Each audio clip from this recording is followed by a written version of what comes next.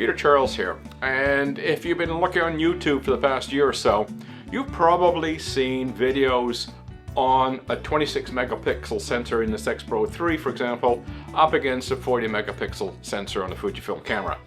And some of them are, producing pretty lousy results for the 40 megapixel sensor. So what's going on? Let's talk about it.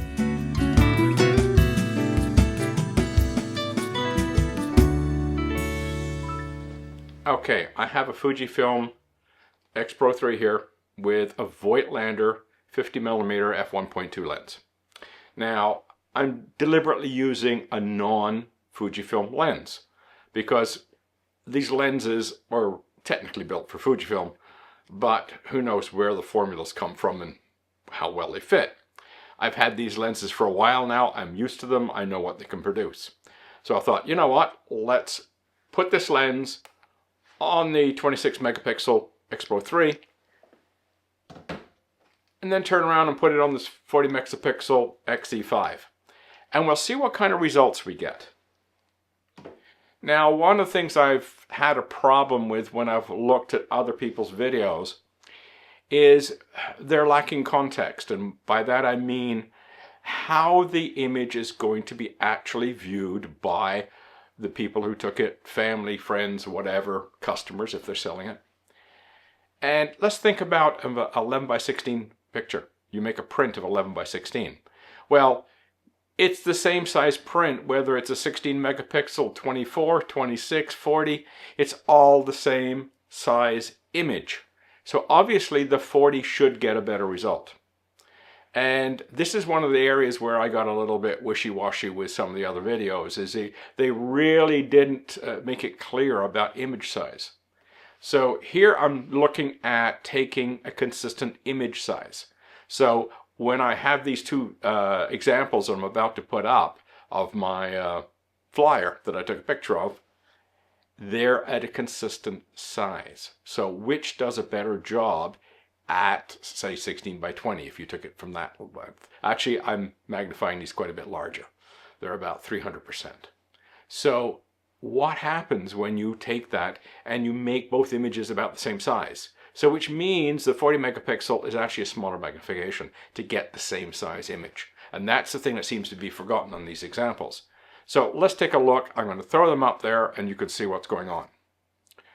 Okay, the top one is the X Pro 3 with the 26 megapixel sensor. The bottom one is the XE5 with the 40 megapixel sensor. Now you're seeing some yellow and blue in there. Don't worry, that is not chromatic aberration.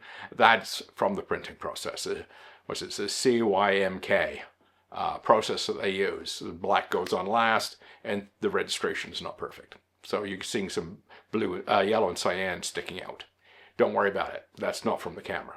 What you're seeing here is that when we reduce the image to the same size, the 40 megapixel sensor does a better job, clearly a better job. It's more saturated, it's sharper, just everything about it is better. You will see a little bit of a color difference. That was my fault, don't worry about it. So bottom line here is with these images is that a 40 megapixel sensor, everything else being equal, is going to turn in a better job.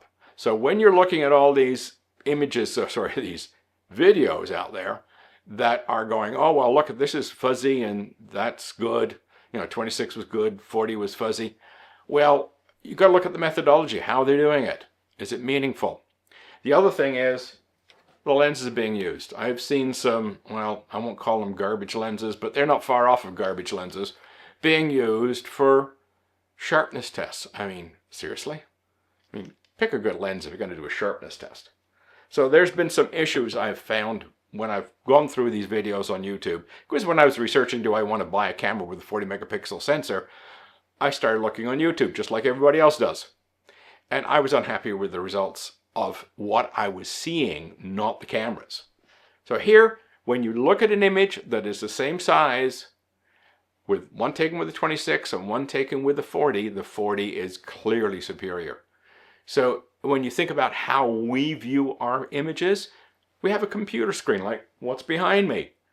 You look at a computer screen, doesn't matter if it's a 16 or a 40 megapixel sensor, it's the same size on your screen. If it's a 16 by 20, it's the same size, whether it's done with a 16 or a 40 megapixel sensor. And if you get a little 4x6 print to give to your grandma, it's the same size print produced regardless of what the sensor is. Obviously, you get big enough, the smaller sensors will start to break down. But the point is, in our normal everyday usage, the 40 outdoes the 26. And that's just cutting to the chase here. It's just getting through the blither and say that if you need higher quality, go with a greater megapixel density. So that's really all I'm saying. And when you're looking at some of these other videos, try and keep that in mind. Have they really given you a real world example? So give that some thought. Cheers.